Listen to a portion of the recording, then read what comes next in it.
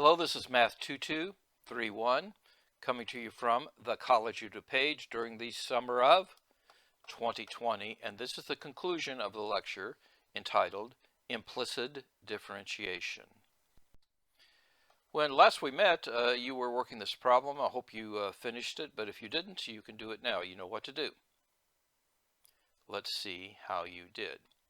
Well, previously, we found that the derivative was going to be minus x over y. So the slope of the tangent line to that curve is minus 2 over the square root of 5.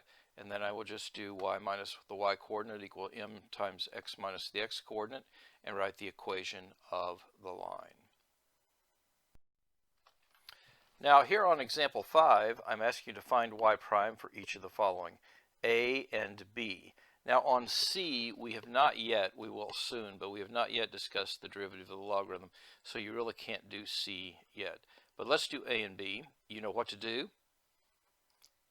Let's see how you did. Now, it's important on part A for you to realize that y is a function of x. So this is a product rule, and the chain rule will always be involved. So let's begin with the product. So this is going to be 3x squared times the second y to the fifth plus, this is going to be x cubed times the derivative of y to the fifth with respect to x. So it's going to be 5 y to the fourth times y prime plus the derivative of 3x is going to be 3. We go to the other side.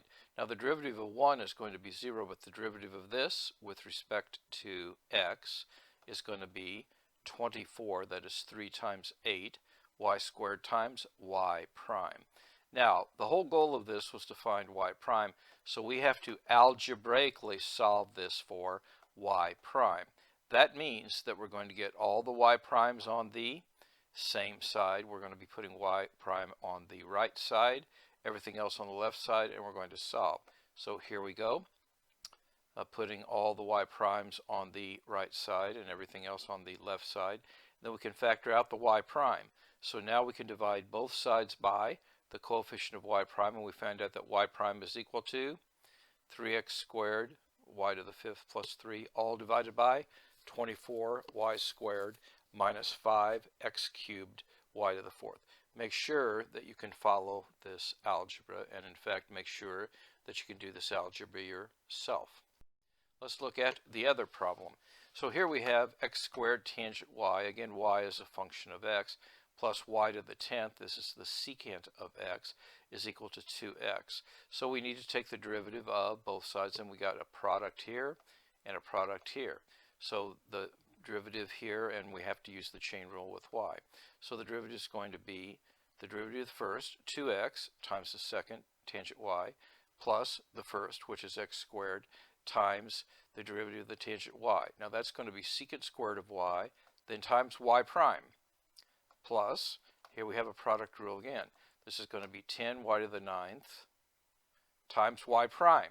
You have to use the chain rule, times the second, plus the first, y to the 10th, times the derivative of the second.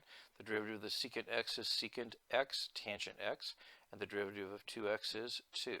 Now what we have to do is look at the terms that have y prime in them. There's a y prime there, and there's a y prime there, and so we have to get that by itself on one side, move everything else to the other side, factor out the y prime, and divide by the coefficient of x. Lots of algebra. There always is in a calculus course, lots of algebra. Now, we're going to look at this problem, but now we're going to assume that x is also a function of t. X changes with respect to time, and y also changes with respect to time. And so we're going to differentiate this equation with respect to t. So we're going to take the derivative of both sides with respect to t. Now it's important for students to realize that x is a function of t and y is a function of t both when you're doing this. Let's see how you do. Let's see how you did. Okay, so when we go take the derivative, this is going to be 3x squared x prime, because x is a function of t. So that's the derivative of the first times the second plus the first, x cubed, times the derivative of the second. That's going to be 6 y to the fifth y prime, because y is a function of t. Then we come here. This is going to be, the derivative of the e to the u is e to the u, but then it's times the derivative of x with respect to t, and there's a minus sign there because of this minus sign. So that plus changes to a minus. Then we go here, and this is going to be the derivative of the cosine. It's going to be negative sign. Notice that it's minus a minus. Negative sign, 5y, times the derivative of what's inside. That's going to be 5 times y prime is equal to 2y, and then y prime on the other side. Now, we have two variables both taking the derivative, so I made my point. But this is an excellent lead-in to the lecture on related rates, where the variables are all going to be implicit functions of time. In closing, now more than ever, time is precious. Each day must count. Do the math. It will make you strong. And now, more than ever, take care of yourself and of each other. God bless y'all.